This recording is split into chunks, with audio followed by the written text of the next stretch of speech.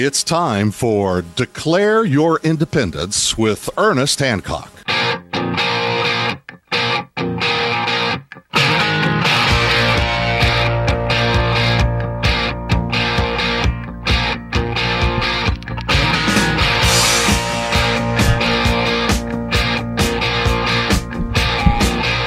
And we're back. Oh, there she is again. No, not letting her go away.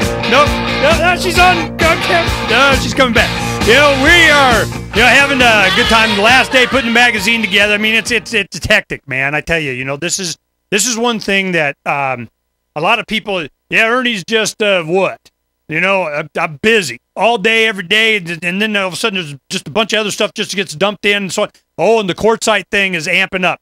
Oh, I tell you, last night the gentleman that originally did the video of Jennifer Jones, the one that got arrested when she's recognized by the mayor, Ed Foster, and she's up there giving what for, and then the police chief and a couple of officers come in and they rip it out of her hands and haul her off. The guy that did that video got arrested last night. He was at town hall taking pictures. They arrested him for trespassing. It's like you can't make this stuff up. We find out that the now city attorney there, and I had to call and get this all straight because we're, one of the stories that we're doing on it in the magazine. The city attorney now was the La Paz County, which is the county that quartzite is in. Now, quartzite is the only municipal corporation, incorporated town, other than the county seat, Parker. Parker's on the river there, and so on. So what happened is we have Parker, the county seat, and it's a larger community. I mean, it's not big by any means. It's certainly not as big as Quartzsite in the winter when all the visitors come in. Then you have Quartzsite, and that's it. Now, who is the city attorney? The former county attorney for La Paz. Now, the other guy that set this up, Sam, what's his name?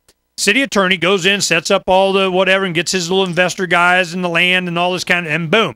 Then, it's kind of protected. And you wonder, you go, how are they getting away with what? They get some kind of cover from somewhere. Well, the former county attorney comes in, the boy.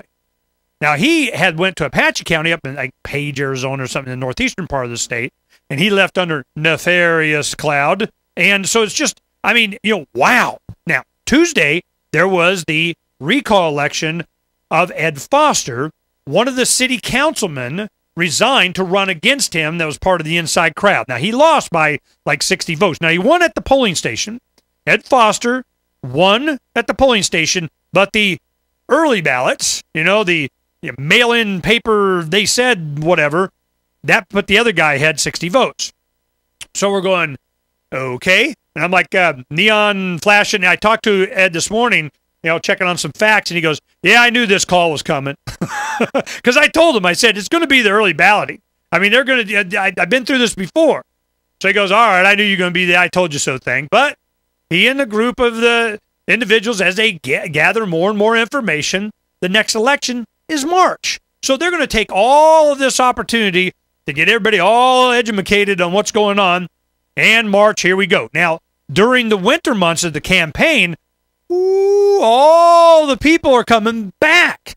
So they're going to be there. They've been paying attention to this. This is going to be interesting. And it's still, I'm just like, whatever. This is, you think I care?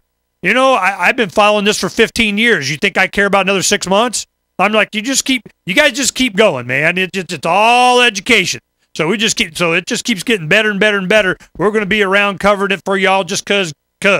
It's such a great example of how this goes. I mean, you can't write this stuff in fiction. I mean, it's just amazing. So we're going to be keeping track on that.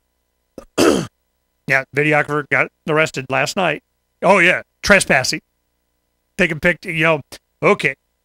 Now we have Chuck Baldwin coming on. Let me tell you a little bit behind the scenes because we're only going to get him for about a half hour. So he's traveling in his car, and he wanted to make sure he got on before we didn't have the show to do in this format. So this is what's happening. As he gives his sermons, it goes like this. I mean, every week. I mean, it's something, the Bible says and the story of and how it applies to, but it basically goes like this. And we're a couple of weeks behind, so, it's like The last sermon we heard last Sunday is probably like 2 weeks before that. So we're getting in like, 3 weeks behind on news. And he doesn't do a lot of the news or anything like that, but it goes like this. The reason the United States is in existence is because of the Revolutionary War, and the Revolutionary War is because the pastors at the pulpit at the time were preaching freedom. Freedom, freedom, freedom. From the pulpit, they were saying, y'all be free. And he goes, based in biblical verses that support that concept, and he's like, this here, here, here, here, here, and here. And it is the timidity of the pastors that have abandoned their flock to the state, to the man. And this Romans 13 thing says, thou shalt, do what Caesar says is a bunch of crap in his opinion. In fact, he wrote a book about it. So the thing is that he goes from Florida to Montana, because there's a lot of people in his old congregation, we may get into that, and I don't know the details, don't care, because I saw it coming anyway. I talked to him at the Revolution March in July of 2008 in Washington, D.C. I'm going, look, man, you run for president, you be involved in politics in a conservative kind of group of Christians, well, guess what? McCain, Republican, GOP, Republican. I go, you do this as a Constitution Party and everything, ooh, you're going to have some opposition. Well, he did. So they didn't like it, and he's fine. I'm going to Montana. For whatever reason, we'll find out.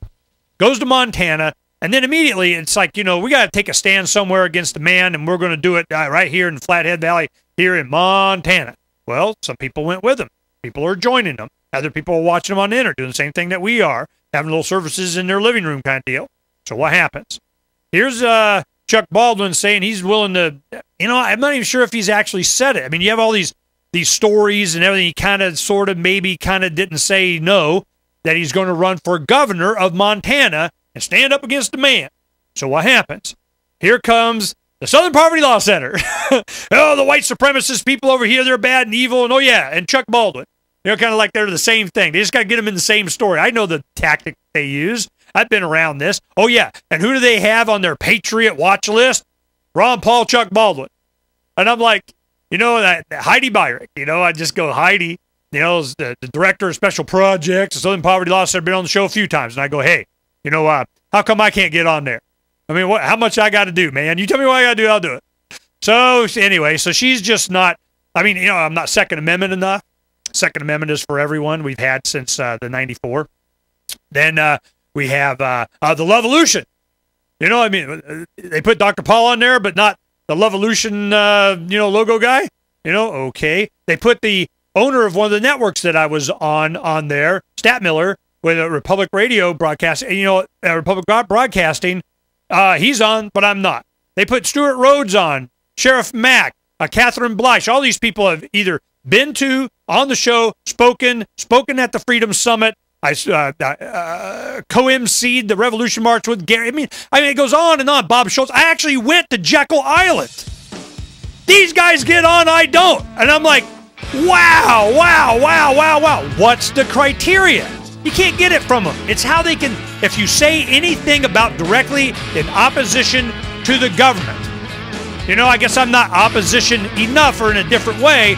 They don't want to tangle, which is fine. I'm just pointing out, the standard, I don't even know what it is. But we're going to find out a lot from Chuck Baldwin when he comes on here in just a little bit.